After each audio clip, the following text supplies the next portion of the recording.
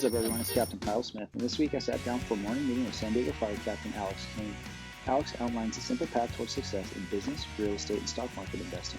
He says it's simple to be successful in investing, but he also warns that it's not easy. Hope you guys enjoy it. All right, hey Alex, welcome to the bullpen. Thanks for meeting me. Hey, thanks, Kyle. Thanks for inviting me, dude. Yeah, man, I'm really excited to have you here. I've heard so many just cool stories around the fire stations about the things that you get into. You're one of those guys that is very active in our fire department and has your sort of your hands in a bunch of different areas. And I want to really dive into that. But before we get into all that stuff, how has the pandemic sort of affected things at the Kane household? Well, first off, happy Halloween. And the reason why I bring it up is because, this is uncharted territory. I have two girls. They're 9 and 11. My wife, she's a nurse, so she's also that essential worker. She's being exposed to COVID patients, on a regular basis, although they have good protocols at the hospital. But man, I'm telling you, it's been hard. I'm not quite sure exactly what we're going to do tonight. I got candy on the standby. I don't know if we're going to trick or treat. There's still so many unknowns, but it's been rough. Like I'm sure it's been rough for every firefighter out there and just about every American or everybody in the world. But we're making it happen. I'm finding a lot of positives that are coming out of this, being able to be home more often and focusing on family. So we're making it happen. Yeah, for sure. I hear that a lot from people on the morning meeting where they're saying the same sort of things. Like, nobody asked for this, but we're all going to get through it. And the nice thing about us as firefighters and first responders is we're professional problem solvers. So we are recording this today on Halloween 2020. This episode won't come out for another couple of weeks, but we're going to figure it out. We have no slides for this particular point in history, but we're slowly kind of trying to get ourselves back into some sense of normalcy. But yeah, I want to just dig into your first alarm. You ready to get this thing going? Let's go. All right, cool. As you will well know, at San Diego Fire Department, a first alarm assignment includes 4 engines and a truck. But here at the Firehouse, I'll ask you 4 questions. You give us 1 piece of advice. You ready? Let's do it. All right. Well, you're going to be first in on your first alarm. And when you're first in, you got to give a size up. That's who you are, where you work, and how long you've been doing it. Okay. Alex Kane, San Diego Fire Captain Paramedic, Fire Station 12B Division, a little over 18 years on the job. Right on. So people that are listening to this that aren't from the San Diego Fire Department, where is Fire Station 12? Fire Station 12 is in the Imperial, we call it Encanto area, off of Imperial and Euclid. Right on. That's right off the 805. Yeah, right Southeast San Diego. Yeah, southeastern San Diego. Great firehouse. I spent a good part of my backseat time at 12s. I love it there, and I'm stoked to see you there myself. Alex, when you came on the job, what sort of financial background did you have? Can you just talk about like the early stages of your career and how you got to where you are today? Sure. When I came on the job, I had nothing. My beginning in this career was when I was in high school. I was a senior year, didn't really have a lot going on. I was pretty good at academics, but I was more into skating and surfing and hanging out with my friends. Didn't really have direction. So I got into the Explorer program at Chula Vista. They pretty much guided me on how to get on the fire service, but I realized once I made it on that I was going to have to get my life experience on my own. Yeah, for sure. And again, those are listening that aren't familiar. Chula Vista is our neighboring department, neighboring city. They have a fantastic program called the Explorer program that is similar to our cadet program. That is a great way for young folks to get an introduction to the fire service. If anybody is interested in learning more about that, I'll make a link in the notes for the Explorers from Chula Vista and the San Diego Fire Cadets. So if you had no experience, no financial literacy, no financial education coming on the job, which most of us don't, the extent of it we get in the academy is here, sign here. These are where you're going to get your benefits. These are your benefits. And then here's a place where you can do your banking at the San Diego Firefighters Credit Union. And that's about it. I am happy to let you know that I'm just now starting a new financial literacy class for our 90th Fire Academy. We started it in the 89th, and we're going to continue it in the 90th, and hopefully from there on out, just so people, as they're coming through that are like you, that are like me, and didn't know the first thing about anything, can get off on the right foot. But with that, like, who taught you? Who showed you the ropes? So I would say my first like real touch on learning any type of financial literacy would be my first job as a Santee firefighter. And there's a Captain Household. He was really big into deferred compensation. He would pull all the probies aside and be like, "Hey kid, listen up. You got to start putting money away for your retirement. You know, I'm on the job for 3 months and I'm just worrying about throwing my BA and pulling hose lines. And he's already talking to me about retirement. But it's actually really important. You don't have to save a lot early. You just got to save something, and you got to start. And it's all about growth. So that was my real first touch on retirement. Maybe buying some mutual funds and kind of just, you know, that's good enough. And that was a good base. In retrospect, I think my first touch on financial literacy was from my dad. It was always about living within your means, which I kind of see that as an issue with our fire service today, with the amount of overtime and the amount of mandatories and the extra income that we have coming in. We kind of have a distorted sense of what our true base salary is. And it kind of leads to problems because guys kind of get this disassociation of what they would make without overtime, what they can afford, and then what they see on their W-2 at the end of the year and what they can afford. Because we tend to be pushed, not necessarily by choice, but we're pushed to working extra shifts, which it elevates our earnings. But in my opinion, it's not really sustainable over a 30-year, 35-year career. Yeah, I agree with that wholeheartedly. We had a hiring freeze about 8 years ago with brownouts here in the city of San Diego, and ever since then we've been playing catch up with our staffing levels, and because of that, people are being forced to work overtime and have been for now, like I said, 7 or 8 years. And so those folks that have come on in that time frame, all they've ever known is an unlimited amount of overtime, more overtime than they actually really want, being forced back to work. But like you're saying, that totally distorts your base salary. And if you get used to, you know, just living your life like overtime is never going away, well, it eventually is. And that is an express goal of the city, is to get rid of overtime. And that message has to be clear. And sometimes, you know, we beat on the drum, hey, don't rely on overtime to pay your bills. And it sort of starts to get drowned out. It sort of starts to get forgotten about, but it's a real thing. And for those of us that were here before brownouts, people that were living on overtime wages prior to that and then saw overtime completely disappear, really, really got hurt. Yeah, I agree. That was an eye-opening. I actually lost one of my first property, my first real estate investment during that period, and we can get into it a little later. But I learned a lot from going from having that overtime when you wanted it to not at all, and then you kind of have to readjust the way you look at things. But it was also empowering because I learned something really important at that point. It was like, hey man, don't rely on your employer to give you all your dreams and have this perfect life. You got to take ownership over it, and you have to actually do the hard work and dig in and make, you know, small investments over time, and you can achieve those goals. Just don't rely on your back working all these extra shifts, all these extra hours, and expecting the city or whoever your employer is to just give you everything you want. You got to go out there and get it, just in different means, different ways. Yeah, man, I talked about that with Ben Vernon recently on a morning meeting that I'll link here. That exact same thing, man, that we have to be accountable to ourselves, to our significant others, to our families, and to each other to at a minimum get educated. Like so many of our folks, we come on with no background in this stuff, and so it feels like overwhelming. How am I supposed to not have to rely on the city for my paycheck? How do I do this? Well, number one, you got to get educated. Take one step today by listening to this podcast. Take one step tomorrow by checking out a book at the library. Do something. Take action towards your goals of financial independence or financial freedom or whatever that goal is. You have to be accountable. And you know, hearing you say that, man, is just right on the mark.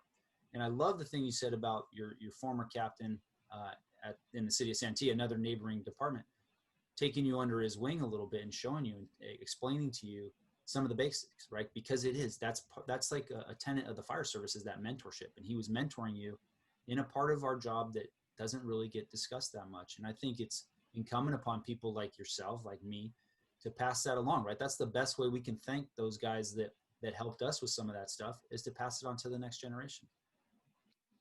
Yeah, I agree with you 100%. And like my perspective with when I'm talking to my firefighters or new firefighters that get in the job, I try to take it a step further. It's not just, hey, invest in your deferred comp, just put money away, you'll be fine. It's like what you're saying, you have to educate yourself.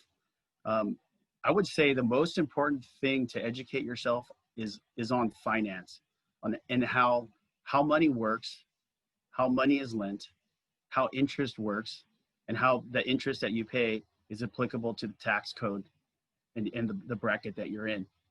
If you can, I'm not even saying mastery, if you can get a good working knowledge of finance, the possibilities are endless. And one of the things when you're at the fire station is firefighters are great. Firefighters, they gather information, they have diverse backgrounds, and they will give advice freely, willingly, just good advice. The thing is, though, you see a lot of firefighters are like, no, man, this is the way. This is the way that we're doing it. Hey, everybody's doing Robinhood right now, or 3 years ago, everybody's doing Bitcoin. And, now everybody is wanting to buy real estate. And that's great, but you have to be well-rounded, and you have to back it up with your own knowledge, which will reveal your own truths to you on what your motivation is, on why you even want to do this in the first place. Because that's kind of like the base of everything. What motivates you to even worry about the future, worry about investing, securing your own financial freedom? Oh God, that is just right on the money, man. I'm hearing you say diversify your investments, so you're not just reliant on one stream of income. I'm hearing you say understanding your why, or what gets you up out of bed each day, trying to get down the path towards financial independence. Man, that is the essence of what the Firehouse exists for, is to help people understand those things. Can you just touch on what are some of the biggest mistakes you see our folks making? Is it following the herd? Is it just blind following? Is it apathy? What's the biggest mistake you see folks make? Realistically, the biggest mistake is that they want it right now.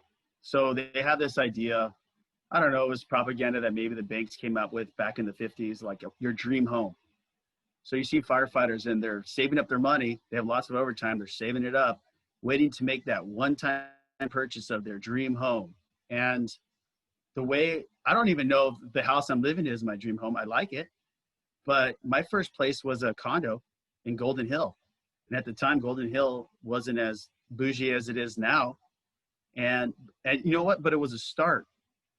Whether you're following the herd or not, I'd rather have a firefighter follow the herd, take action. You got to take action. You can't just sit there and overthink it, analysis paralysis, or over analysis, whatever paralysis. That I'm like, I'd rather you just take action, follow the herd, and get burned at the age of 25 and learn a lesson than not taking any action. But the idea that you're going to get up to the plate and hit a home run on your first time up, that's what they want, this instant gratification. Like, hey, this is my 4-bedroom, 3-bath house with a beautiful view with a pool in the backyard. But you know what? The city of San Diego or whatever your employer is not giving me enough money to get it, and this is not fair. I'm like, you got to work your way there, and you'll get there. This is very actually easy. You just have to take one step at a time, and it's a long game. It's not, hey man, by the time I'm 30, I'm gonna have everything figured out. Yeah, 100%, man. It's the part about time in the market is more important than timing the market. You just have to get in, and that, I think that's part of what draws us to this line of work. Is we like solving problems. We like the excitement of the work that we do, but investing should be boring.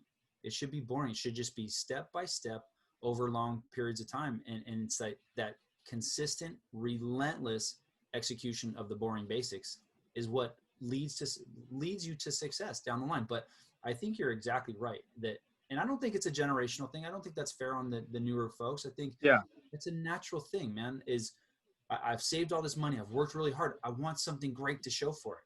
Well, for people here investing in this real estate market, especially in Southern California, that's not reality. You will never be able to save your money up fast enough to be able to compete in this real estate market. It's just not possible. But you can do it with a little bit of savings, so you can work your way into a down payment. And then there's so many strategies you can use, and you can use, I'll give one. You get into a condo that you can afford. You said in Golden Hill, for people that don't know, back in the day, Golden Hill wasn't a really bad part of town, but it wasn't, like you said, it's not the way it is today, which is a very nice part of town. But you get into a place that you can afford. And slowly, maybe you get a roommate or something, and you have them help you pay down the mortgage. Over time, you're using that inflation combined with the mortgage reduction, so maybe you can exchange that into something better. Use a 1031 exchange. You defer your taxes indefinitely, and then you slowly build up over time. And that's a really great way of doing it. You just have to fight the urge of hitting that home run right out of the box. No, you're just trying to get a base hit. You got to get up to the plate and take some swings. That's right. That's it. With all that being said, do you have a favorite mistake that you made? Yeah, I would say, actually, before I get into that, going back to what we're talking about, that's why I kind of want to reiterate the importance of learning finance, because like you said, it's all about strategy. In order for you to develop a strategy, you have to know what game you're playing, and you need to know the rules. When it comes to buying real estate, it's all about financing, how you're going to get the money, how you're going to leverage yourself, and how the interest rate you're going to pay. You can buy a house with 0% down. You can buy a house with 5% down, 10% down. You can find hard money loans. But if you don't educate yourself, you don't even know what those things are. So that, going there, I think that if I were to talk to when I talk to the next firefighter, it's like, hey man, read some books, focus on finance, and then, know the rules, or at least start to learn the rules and then move forward. In regards to my favorite mistake, I always try to find positive and bad things. And I guess my favorite mistake would be with that condo that we were talking about. I was going to get married. I was in the process of getting married, and I was, like you said, we're building up slowly. I was able to get some equity in my condo. I pulled some equity out and I put it down on my first house that I was setting up for my wife and I to move into. My mistake came when I rented it out. I had a couple people that had applied for it immediately, because I was probably under market value. And I was just leading towards this mom and daughter that wanted to rent it. They were real estate professionals. Okay, cool. No big deal. There's other people that had good jobs, and everybody was going to be able to pay the rent on paper. But the crash happened, the housing bubble hit, and the first people to get hit by the housing bubble bursting was real estate. And it got to the point where they couldn't make their payments. I bought a house that was like right at the tip of what I could afford. But when you throw on top the condo that I'm not getting paid on, I'm making my payments, I was over leveraged. So I went through the eviction process, and I actually went through it twice with these folks. They were able to get some subsidies, and that was okay for 6 months. And then we went right back to where we were at. I had to evict them.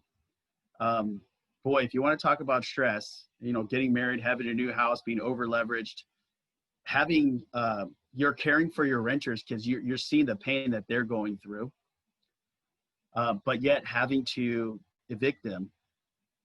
I learned a lot from that because I was dealing with a lot of stress, and I was able to kind of learn what my why was. Why am I doing this? Why am I exposing myself to this much instability? And what is my end goal? Is it to do this for the rest of my life? The answer was no. But what I learned was, hey, I can recover from this, and I can regroup, and then I can pivot forward. And you know what? I've actually done that. I purchased more real estate, and I just learned a big lesson on that. That's perfect, man. That's us, right? That's the essence of a professional problem solver. Is things don't ever go exactly the way you anticipate them going on the fire ground. But it's not like you just give up and throw your sucker in the sand and never do it again. No, you have to adapt. You have to pivot. You have to figure out a different angle. And firefighting or this profession lends itself so well to investing, because we get knocked down, but then we brush ourselves off and we get back up and we fight another day. That is a really important thing for people to understand, is that This isn't, while it's simple, it's not easy, right? Because if it was, absolutely everybody would do it. But the people that are successful is they take steps, they take action, but then when things don't go wrong, they figure out a way to solve them. That's a huge thing, man. You've talked a lot about,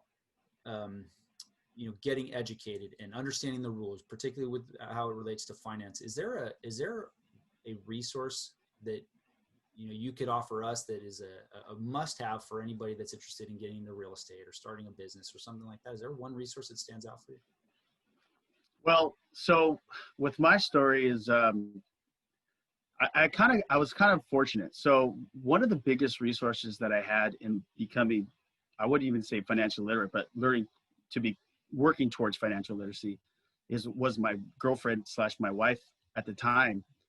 When we started dating, she was a loan processor, and she knew everything about underwriting, title insurance, escrow, financing, all these things. And I was just picking her brain, and she was teaching me all these things about how this system works. So I had like this insider's view. Now, not everybody's going to have that opportunity to be married to somebody that knows this stuff, but they all know somebody that is currently a loan processor or somebody that's in the real estate market that they can actually seek like a mentor or a guide in learning this. But if you don't have that and you say you don't know anybody, like there's real estate agents and they're a dime a dozen. A lot of them are actually not well versed in finance, is what I've learned. I used to be a real estate agent, so I know this for sure. They don't teach you anything about finance. They teach you how to sell, and they teach you the California laws regarding real estate.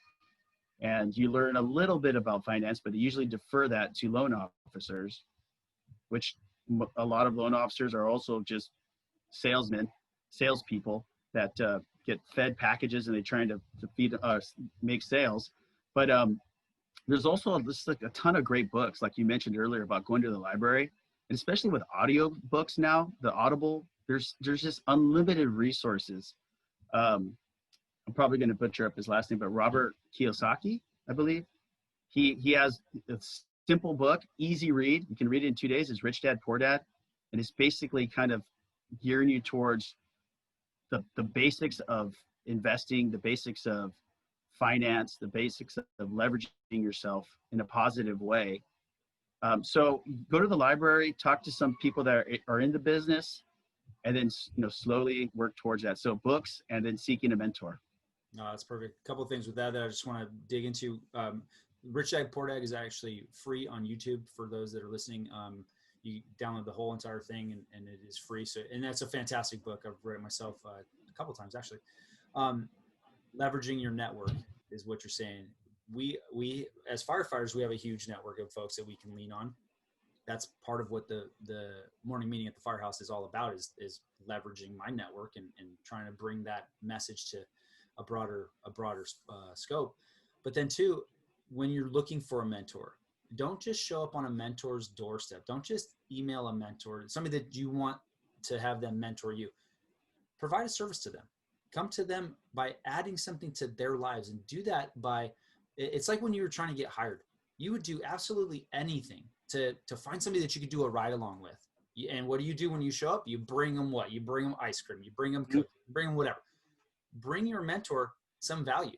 Don't just knock on their door and expect them to do everything for you. Why would a mentor want that? Why? They're already where they're trying to get to, or they're on their own journey. They're on their own path. Show up and bring them something that will be beneficial to them. This whole thing is a two-way street, but it is really important. Finding somebody that is willing to take you under their wing, like your captain and Santee did, is really important. And again, I feel like part of our job as people sort of mid-range in our careers, and you're senior to me, but we have a duty to pass that down, but also the generation before us had a duty to pass it to us. So I think that's a really important thing, man. And, looking back, if you could give your pro-B version of yourself, is there something a piece of advice that you would give yourself? It would be just have faith, because a lot of times you don't know what the future is going to hold, but have faith that it's going to work out. it's worked out for me. And you know what, you talked about it earlier about, it's not about timing the market, it's getting into the market. When it comes to timing the market, I timed it at the wrong time every time. But you know what? I've made it work. And it's what I've learned is like, dude, have faith, take action, get in it. Just get in it, get after it. And to have faith that it's going to work out. Because you know what? If you're doing the right thing, it will. And I want to echo what you said earlier too about providing value. When you're finding that mentor, provide value. Like bring them something. And it's not only that, it's at the firehouse, it's at whatever your job is. It's not just you're showing up, doing your thing for you. It's like, what can I do for the greater good? Or what can I do for my team, my organization? Just provide value and be that person. And when you're out there like being mindful of providing value, life will give you back tenfold what you give out. So just be mindful of that. Whenever you ask for help or whatever, or when you're at the firehouse, just provide value for the guys and gals. Yeah, no, perfect. And I agree wholeheartedly. The piece about whatever you put out comes back to you tenfold, whether that's in terms of a higher being or karma or whatever. I think that is 100% true, man. And yeah, I think with that, you got knocked down your first alarm, bud. Oh, cool. Perfect. Right on. So, hey, if people are looking to hear more about your story or learn more about you, where can they find you? They can find me at Fire Station 12. You can give me a call or just go down to NTC. I'll be down there working on the props and stuff. I'm around. I like to talk. I always throw it out there, but when I'm talking to somebody, it's like, hey, this is my experience. Take it for what it's worth. You know, I'm one part of maybe a puzzle that, you know, you got to go out there and seek other people's information. Don't be afraid, have faith, and get after it, you know? Yeah, that's perfect. For people that are not in town here, do you have a social media presence or is tracking you down at Fire Station 12 or NTC, our training ground area? Is that the best place to get you? I have an Instagram. I'm not like out there providing information or anything regarding this, but you can hit me up if you'd like. It's Kaner 5904, Kaneer 5904. And if you want to, you can send me a DM and we can talk about stuff. Perfect. No, that's great. I'll link to that in the show notes, man. I want to thank you for your time here today, Alex. I want to thank you too for all your hard work that you do for our fire department, man. It's a lot of it is behind the scenes. A lot of it goes unnoticed until we are in the middle of some training exercise that I know for sure you had your hands on. So I want to thank you for that. You got it, buddy. Right on. Well, have a great day, man, and stay safe tonight. Thank you. Happy Halloween. All right, thanks again to Alex for meeting me here in the bullpen. His message about not relying on the city to take care of all your problems, not relying on your employer to fix all your financial problems is perfect. But the key for him and the key that we talk about here at the Firehouse the most is it's not enough to just have the information. You have to go out there and take action. You got to get up to the plate and take some swings. If you'd like to learn more about Alex, you can find him at Fire Station 12 in San Diego, down at NTC, our training facility, or you can find him on social media at Alex Kaner. That's at A Kaner. That's AKANEER 5904 on Instagram. If you'd like to learn more about us, we're on Facebook at The Firehouse. That's f.i.r.house. On Instagram, the _fire_house, or on LinkedIn, The Firehouse Investors, or any place you listen to podcasts. If you learned something today and you'd like to hear more, please like, share, and subscribe. But no matter what you do, take this information, go out there, and get some. Station F.